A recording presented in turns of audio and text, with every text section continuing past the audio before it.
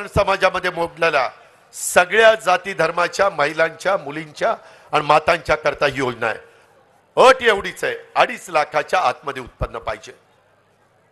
मला एक तुम्हाला सगळ्यांना सांगायचं आहे, ह्या सभेच्या निमित्तानं राज्यातल्या जनतेला सांगायचं आहे, बाबांनो, पाठीमागच्या काळात लोकसभेला काही वेगळ्या पद्धतीचं वातावरण तयार करण्याचा प्रयत्न झाला। आम्ही विकासाचं बोलत होतो, परंतु विकासावर आमच्यावर कोणीच बोललं नाही, कुणी टीका केली नाही। आम्ही गरिबीच्या बद्दल बोलत होतो, आमचे वेगवेगळे लाभार्थींना लाभ देण्याच्या बद्दल बोलत होतो। त्या सगळ्याला बाजूला ठेवून कारण नसताना घटनेचे शिल्पकार डॉक्टर बाबासाहेब आंबेडकर और ज्यांनी तुमच्या माझ्या देशाला घटना दिली, संविधान दिलं, आज जगामध्ये बाबासाहेबांचं कौतुक होत आहे। जगातला अतिशय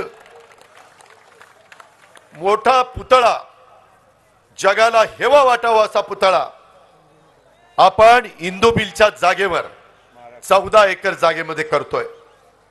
एवढाच चांगला पुतळ्याचं काम, स्मारकाचं काम पुढच्या पिढ्यानपिढ्या घटनेचे शिल्पकार डॉक्टर बाबासाहेब आंबेडकरची विचार, त्यांची विचारधारा प्रत्येकाच्या पर्यंत पोचली पाहिजे।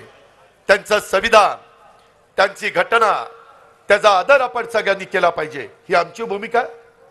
30 पंतप्रधानांनी मांडली, आम्ही संविधान दिन साजरा सुरू केला आणि आमच्या मागासवर्गीय समाजामध्ये आणि आदिवासी समाजामध्ये अरे हे 400 पार झाल्यावर घटना बदलतील, संविधान बदलतील, आपलं आरक्षण काढतील।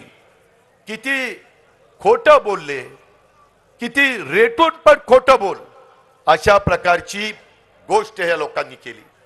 माझ्या मुस्लिम बांधवांना पण काही चुकीचं सांगण्याचा प्रयत्न केला। मित्रांनो, आम्ही महायुतीच्या सरकारमध्ये काम करतोय। मी आपल्याला सगळ्यांना विश्वास देऊ इच्छितो की तुमच्या माझ्या महाराष्ट्रामध्ये शाहू फुले आंबेडकरांच्या शिवछत्रपतींच्या महाराष्ट्रात काम करत असताना कुठल्याही जाती धर्माच्या महिलेवर, पुरुषावर, मुलावर, मुलीवर, मातेवर, वयस्कर माणसावर अन्याय होणार नाही, याबद्दलची खबरदारी आम्ही घेऊ। तशा प्रकारचा शब्द आजच्या सभेच्या निमित्तानं महाराष्ट्रातल्या जनतेला मला द्यायचा आहे। तुम्ही अजिबात काळजी करू नका, आम्ही खोटं बोलणार नाही, आम्हाला तशा पद्धतीनं वागायचं नाही। सत्ता येते, सत्ता जाते, सत्तेला आपापलेले आम्ही नाहीये।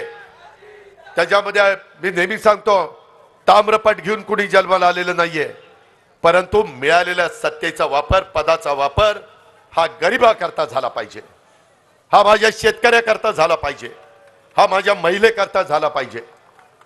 मला माझ्या शेतकऱ्यांना सांगायचंय, कालच मी अमितभाईंना भेटलो, त्याच्यामध्ये प्रफुल्लभाई होते, तटकरे साहेब होते। त्यांना सांगितलं की MSP आपली साखरेची बरेच वर्ष वाढली नाही, FRP वाढली, ती वाढलीच पाहिजे, पण तो MSP नाही वाढली। मागाशी केशवराव इथं बसलेले मी बघितले आहेत, तिथं ह्या सगळ्यांनी मला, केशवरावनी, प्रशांतनी, त्याच्यामध्ये पुरुषोत्तम दादांनी, अनेक कारखान्याच्या चेअरमननी सांगितलं की दादा ह्याच्यातनं मार्ग काढा।